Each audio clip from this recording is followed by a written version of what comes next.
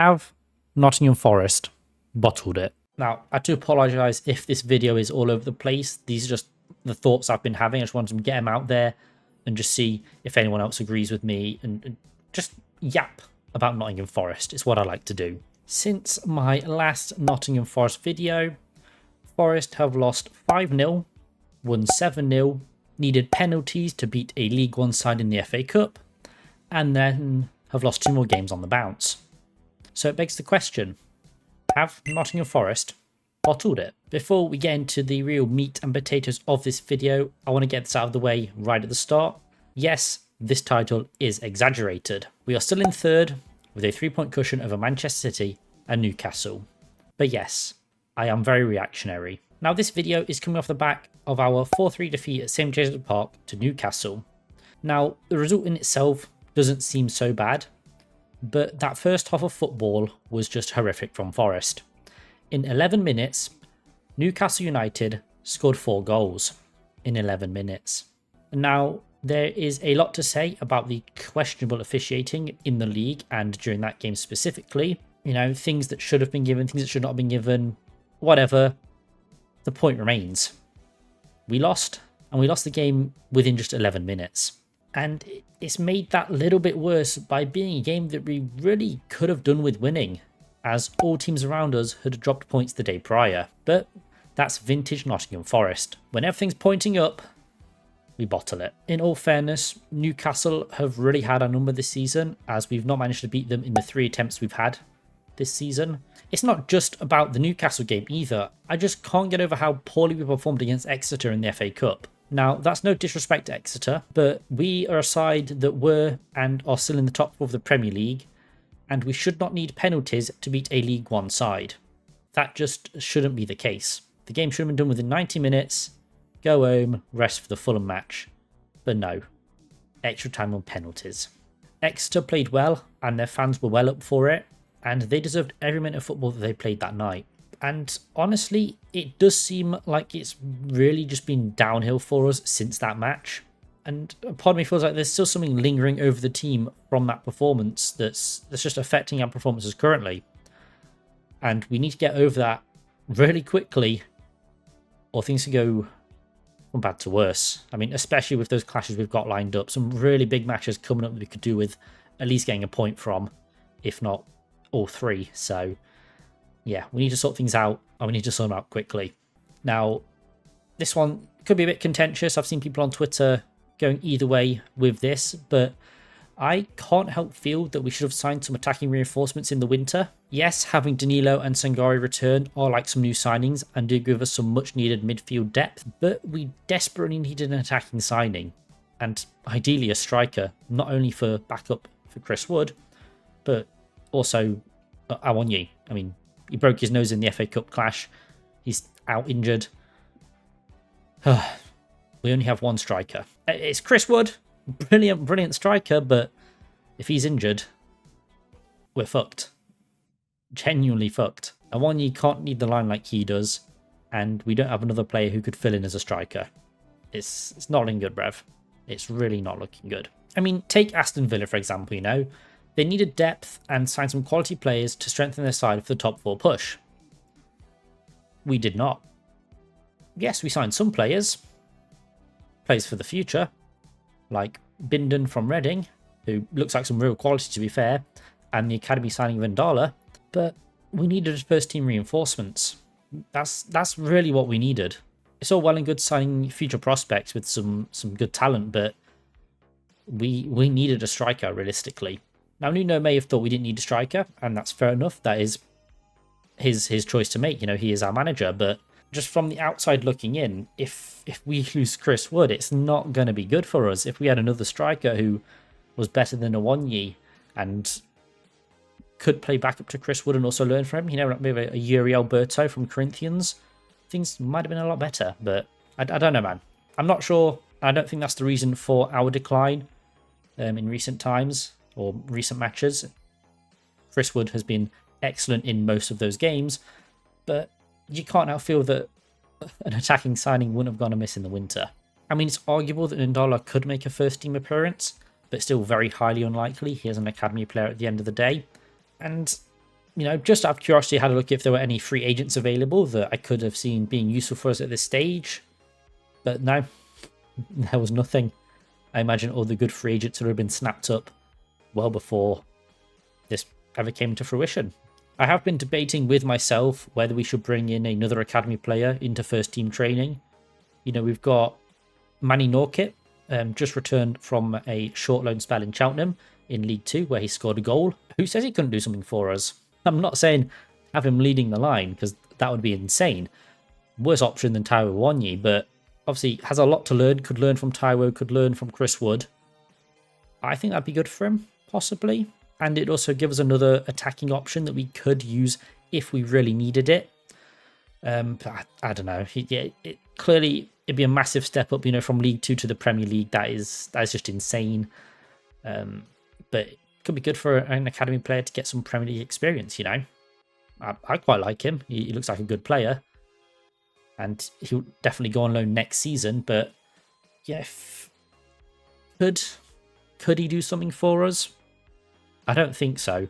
It would be a massive ask for such a young player, but you never know. That could be just a little boost that we needed, Another striker. Academy lad, yes, but he's got talent.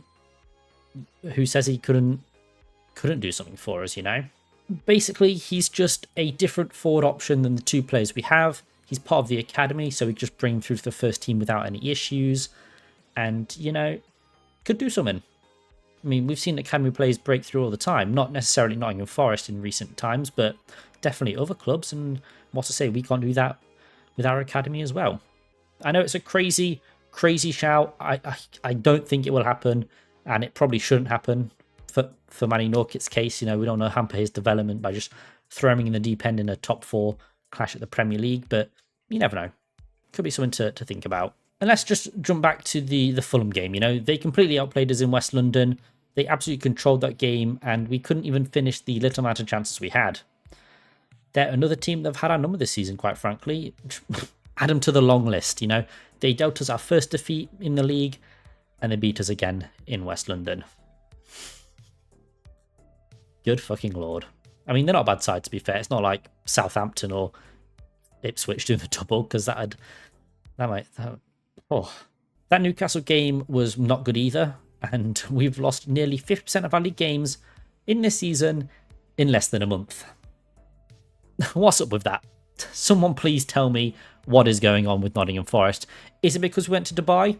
Maybe.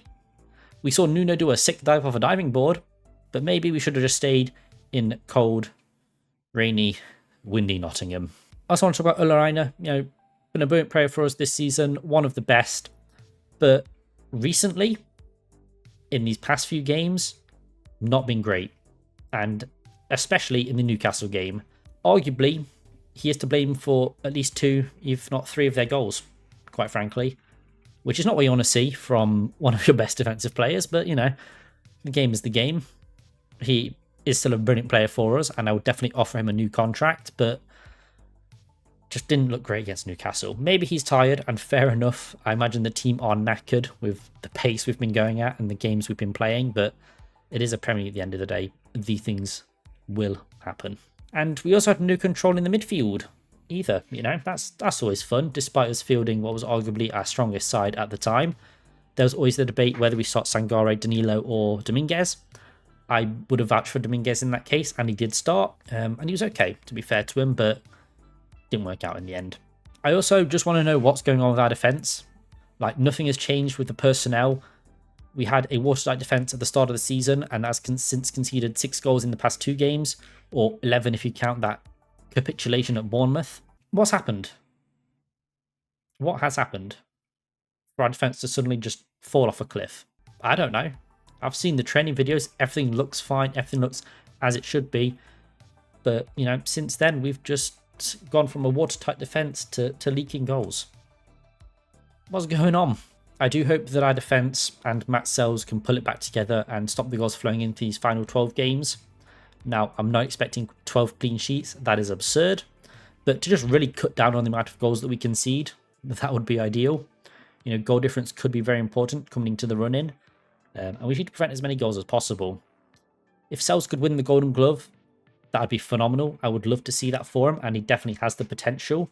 We did have a nice few games lead until we started leaking goals left, right, and centre, but I think we can get back to that level of just being a brick wall to get through. Get these next 2 fixtures out of the way, and we should be a lot better for clean sheets going forward. Yeah, it's the other end of the pitch, we're fine. Chris Wood is on a tear, and other players have been chipping with goals here and there, so that's what you always want to see. We're okay for scoring goals, but again, could have used an attacking signing during the winter. Our next 2 league games are massive top 4 clashes. We've got both Arsenal and Manchester City at home. Both of these sides have beaten us at their gaffs this season, but the opportunity to play both of these at home while still in the top 4 is a great opportunity for us and will help us further secure ourselves not only in the top 4 but to maintain a top half finish. I don't want to sound defeatist, but I would still love a top half finish. But going from the top 4 to finishing 10th, 9th, 8th would be a massive drop off from the season so far, and you can understand why fans would not be happy with that. I know we've been a team fighting relegation for the past 2 seasons, and to suddenly shoot up the table was very unexpected, and probably all of us Forest fans would have taken a top half finish at the start of the season, but the start of the season is long gone. Look at us now. We've been in the top 4 for a large majority of the season, and I think a drop off of that to those positions would justify some disappointment, I think that's acceptable. Nottingham Forest are 3rd.